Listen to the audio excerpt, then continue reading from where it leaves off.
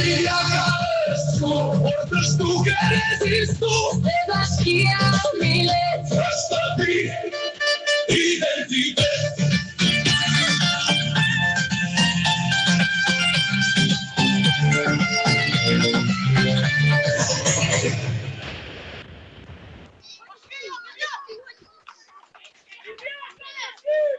Mbrëma të gjithëve. Më shkas nga situata që krijohet të folur sonë se si që në plan policia. Mendoj të them diçka që ndoshta jo të gjithëve do të vi mirë. Por mendoj që ne duhet ta kuptojmë situatën në të cilën jemi. Vendimi për të hequr Divjakën si bashki dhe për ta bashkuar me Lushnjën është një vendim politik. Është një vendim i marrë nga qeveria. Marrë shkas edhe nga jo që ndodhi sonde këtu dhe që ka ndodhe një natë tjetër. Pra, njerëzit duhet ta kuptojnë. Çdo vendim qeverie është vendim politik. Edhe çdo vendim politik që është në dëm të popullit kundërshtohet me vendime politike.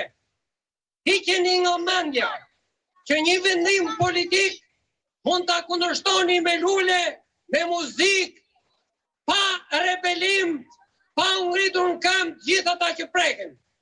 Më tha dikush aty, me shumë të drejtë, që këtu në shesh vinë për natë ata njerëz që nuk kanë përfituar asnjë gjë, as nga bashkia, as nga pushteti qendror.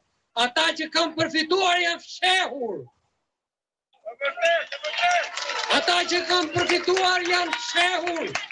Edhe ne duhet i ndjejmë si minj të vinë këtu t'i vëmë para përgjegjësisë. Fakti që ikin administrata e bashkisë nga Divjaka është një dëm jashtëzakonisht i madh. Jo vetëm thjesht për pyllin e për plazhin e për ajrin, por për shërbimet që do t'i mullojnë Divjakës. Edhe aq më tepër, Divjakës i preket dinjiteti njerëzor. Ne Divjakësit që në kohët kemi qenë dikushi, se kemi qenë komunë, kemi qenë lokalitet, kemi mbijetuar viteve edhe tashti. Vjen qeveria e Edi Ramës dhe a heq statusin e bashkisë.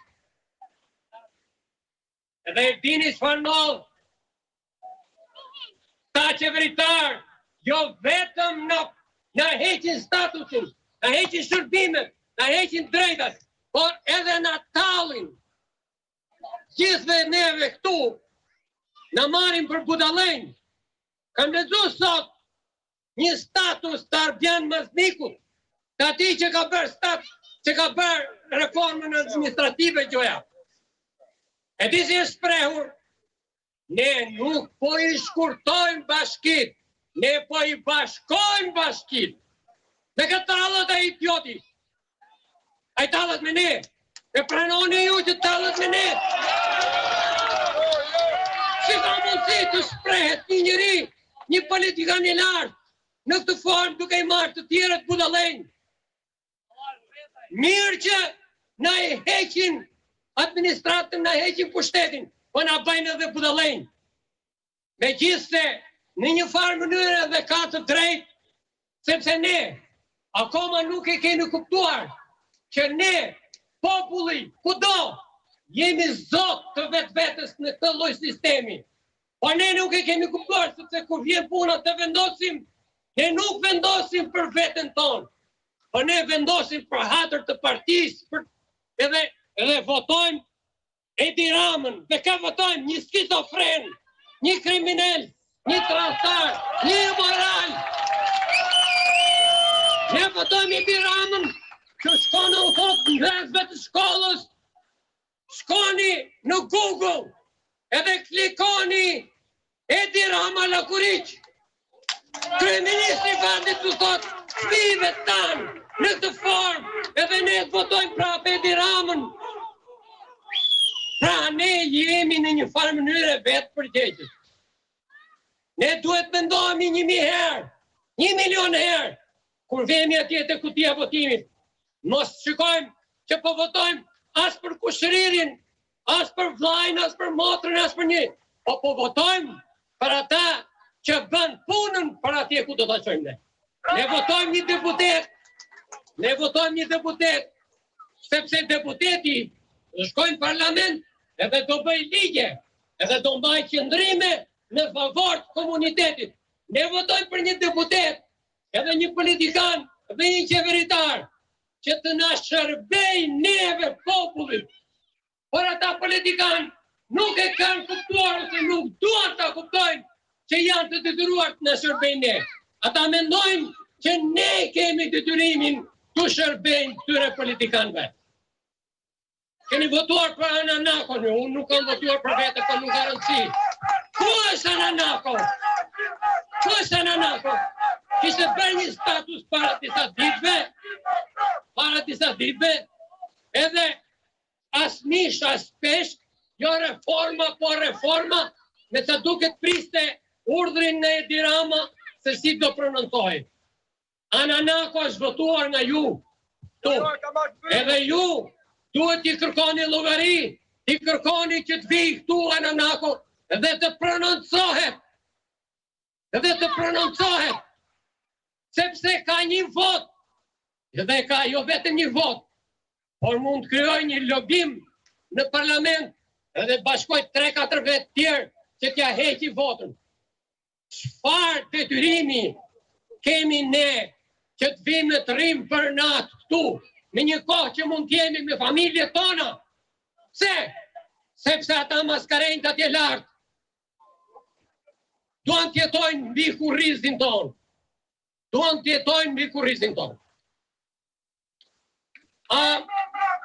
Edhe, shira. Okej. Ne duhet të vrasim frikën. Sepse përveç paditurisë, apo ku diun, atyre vendimeve që marrim kur votojmë, por edhe kur na hipin kurriz, duhet të vrasim frikën dhe të dalim tu t'i kundërshtojmë.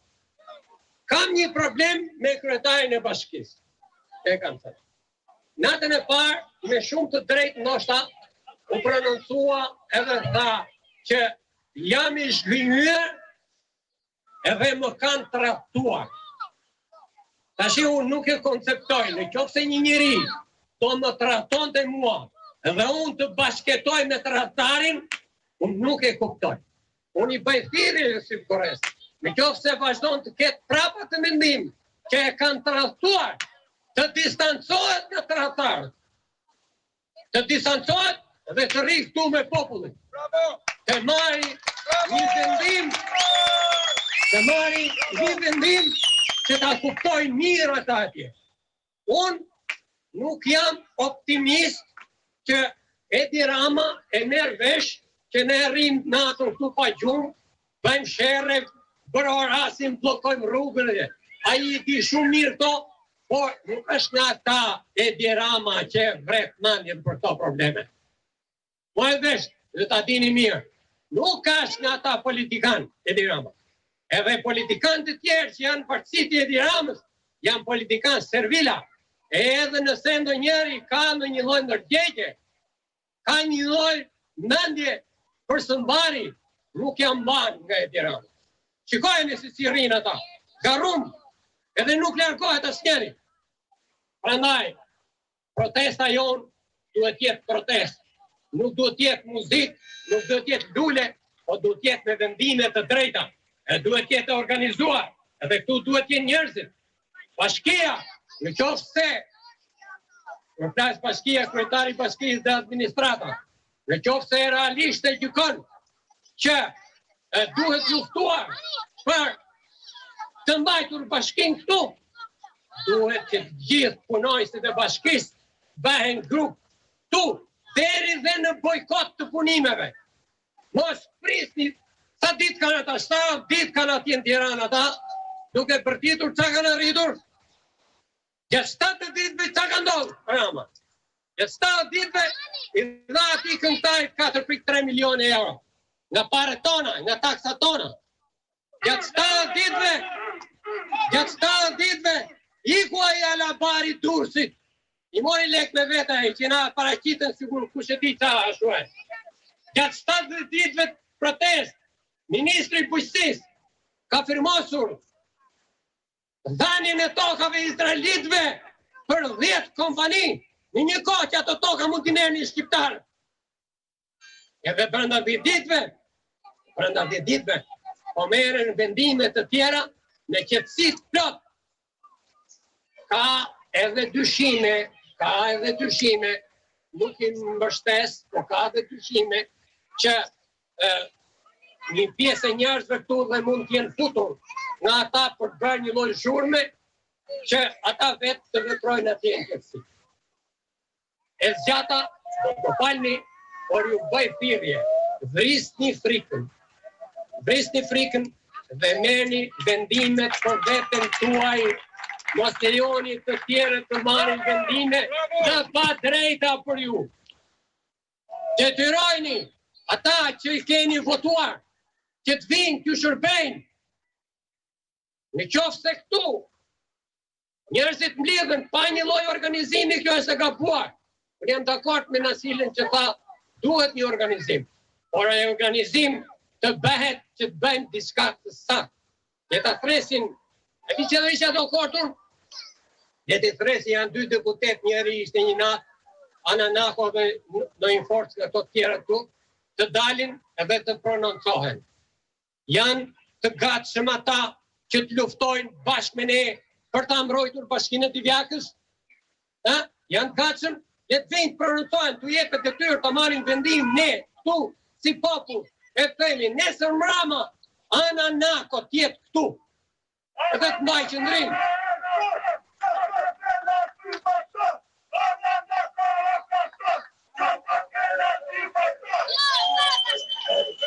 Ka shumë probleme që duhen trajtuar, falni se u qata, por duhet dini një gjë. Në qoftë se i ikën bashkia nga Divjaka, është shumë e vështirë që të kthehet më. Dhe ne do jemi një shtojtë shumë e vogël e rrethit të Lushnjës. Dakor? Divjaka bashki.